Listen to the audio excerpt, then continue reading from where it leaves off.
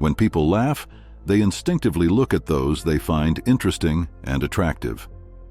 This can reveal secret crushes, opposite sex interest, or an existing workplace romance.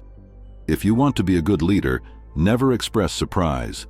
If you feel someone dislikes you, ask them for a small favor. No matter how unpleasant it might be for them, they are unlikely to refuse, and their opinion of you might change for the better. Want someone to help you without hesitation? Start your request with the phrase, "Do me a favor." They'll immediately feel important, making it easier for you to get what you want. Want to make a strong impression quickly? Nod or smile in response to the keywords the other person says. Keep nodding and smiling whenever they repeat those words.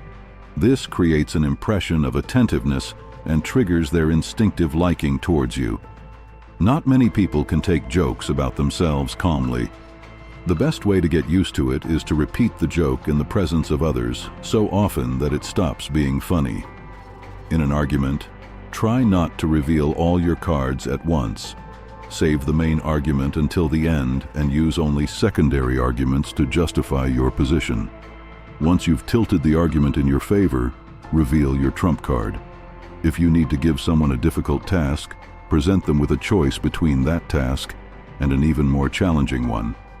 You'll see, they'll gladly choose your initial option. If you have a bunch of things to do but no desire to do them, try using the timer method. Allocate yourself 10 minutes for one specific task. It may seem like a little, but you'll find motivation, and it's quite possible you'll extend your time limit to get more done. Our class replicated an experiment where half of the group held a pencil between their teeth, while the other half held it against their upper lip. Then we were given a comic and asked to rate how funny it was. For those using the facial muscles associated with a smile, pencil between teeth, the comic subjectively became funnier than for those who were frowning. The choice between smiling or frowning can alter your feelings and perception of life. If someone at work distracts you and doesn't get hints to leave you alone, print something and ask them to go get it for you. When you retrieve the papers from the printer, lead this person back to their desk instead of returning to yours.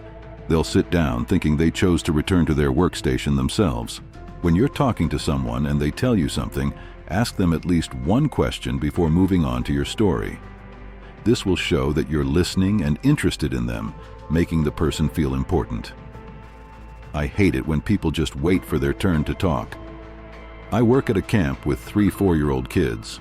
Sometimes they lightly bump their fingers, and even though everything's fine, they cry as if the world just ended.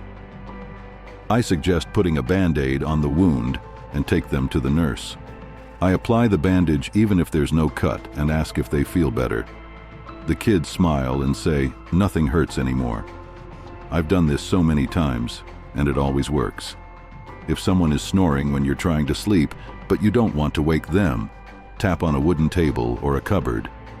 Perhaps their sleeping brain thinks someone's knocking on the door because it stops the snoring for at least 5 minutes. I do this at least 4 times a night when I visit my grandma. I read that a good trick is to go on a date to an amusement park with roller coasters. If the date goes well, the nervous state caused by the roller coaster ride will be mistakenly interpreted as butterflies in the stomach, making the person fall for you harder. But be careful. If the person doesn't like you, these feelings will be perceived as disgust, and their impression of you will worsen. When you thank someone for their behavior, they're more likely to continue acting that way, even if they didn't before. In a kindergarten, an experiment was conducted. Children in the first group were asked to tidy up the room because it was very messy. The second group, control, was not told anything, while children in the third group were thanked for cleaning up after themselves. As a result, they maintained order much better than the others. If someone tries to pressure you into making a rushed decision, they're probably offering you a deal on unfavorable terms. I'm a middle-aged guy, don't work with clients, and almost always dress casually. Once I was returning from a funeral and went into a grocery store. I noticed the cashier behaving strangely towards me, maintaining prolonged eye contact, addressing me as "sir," etc. Then I realized it was because of the suit and tie. Since then, I often dress like that and almost always notice that people take me more seriously than when I'm just wearing jeans and a t-shirt. Cognitive dissonance. If our actions don't align with our beliefs, desires, etc., either our actions or our thinking will change.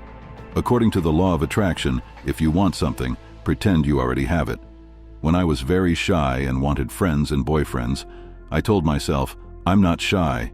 People love me. I have lots of friends.